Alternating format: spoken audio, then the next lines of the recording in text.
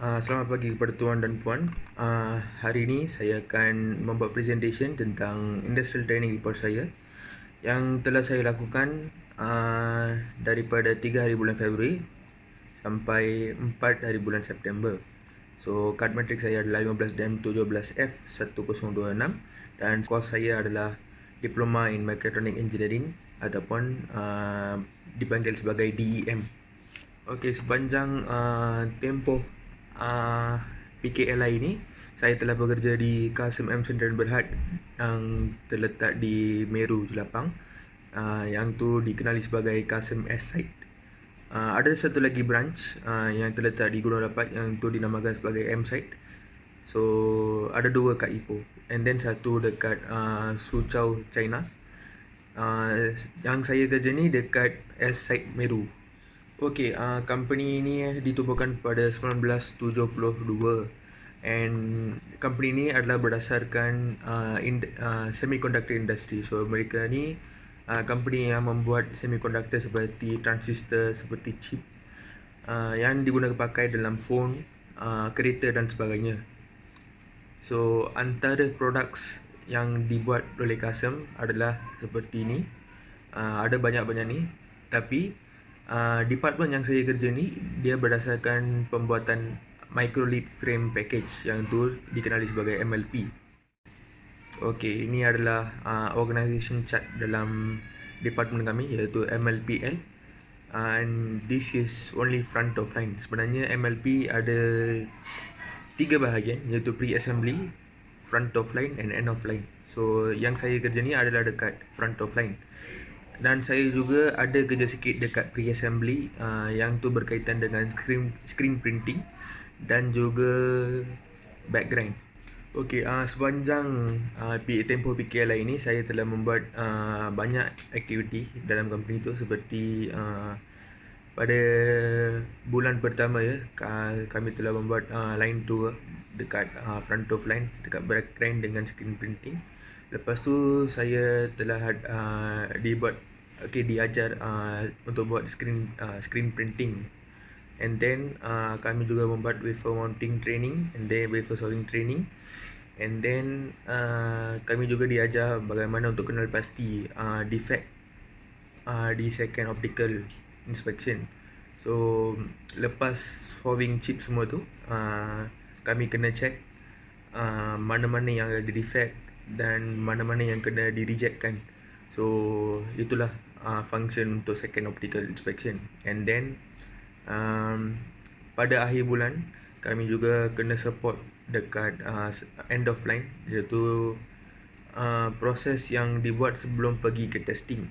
So untuk mencapai target tu, so kami kena bagi support dekat end of line. And then saya juga telah membuat projek di front of line. Okay, projek ini adalah berdasarkan cost saving of dresser board.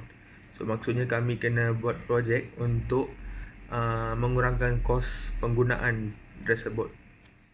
Okey, ini adalah proses screen printing. Okey, daripada awal sehingga akhirnya semuanya adalah tentang screen printing. And then yang ini adalah wafer mounting process. Yang ini pun daripada beginning sampai ke ending of wafer mounting sebelum pergi ke solving. And then yang ini adalah proses untuk wafer saw ataupun pemotongan die atas silicon wafer tu.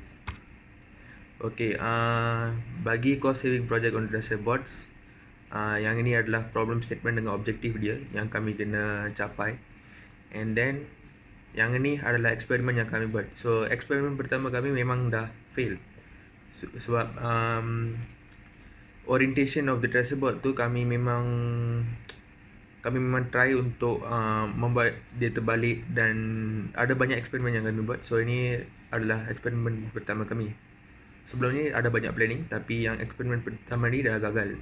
And then yang ni adalah second eksperimen yang mana dia dah pass, tapi kami telah menggunakan blade yang sama, blade type yang sama. Untuk eksperimen yang ketiga, kami telah menggunakan blade type yang berlainan dengan thickness, dengan initial exposure yang berbeza lah. And then untuk final experiment kami memang try sekali lagi untuk mendapatkan result yang konsisten. So kami try dengan different blade juga, dengan different thickness, dengan different exposure, and memang dah pass untuk final eksperimen tu. Final, third and second memang dah pass. So kami dah dapat kesimpulan bahawa kami projek ini boleh mengurangkan kos, mengurangkan kos dresserboard, and then tanpa dia mengakibatkan blade dia dah rosak ke, ataupun bagi dia damage ke, ataupun dia punya exposure dah berlainan ke, ataupun ada banyak efek yang boleh berlaku kepada blade. Tapi eksperimen ni dah pass dan tidak berlaku apa-apa kepada blade tu.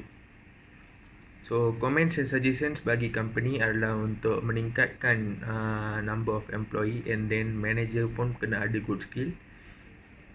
Task schedule pun kena di-createkan, perlu di-updatekan lah, sebab ada banyak manager dengan ada banyak engineer yang dah meninggalkan company tu, dah resign. So dia orang kena sentiasa update lah untuk task schedule tu, so baru kerja dengan proses tu akan berjalan dengan lancar.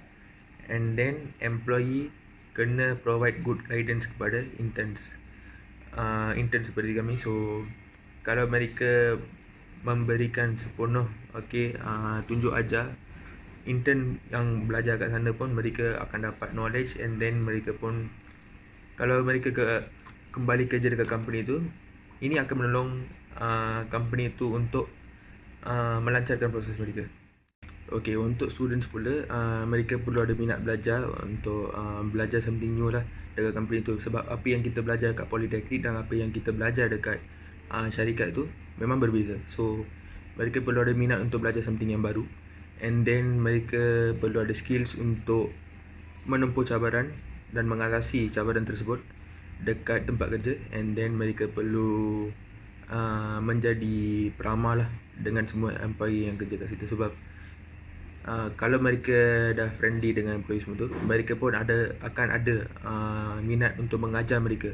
Sebagai kesimpulan, kerja dekat syarikat seperti ini memang beri saya manfaat, seperti opportunity untuk belajar something yang baru, and then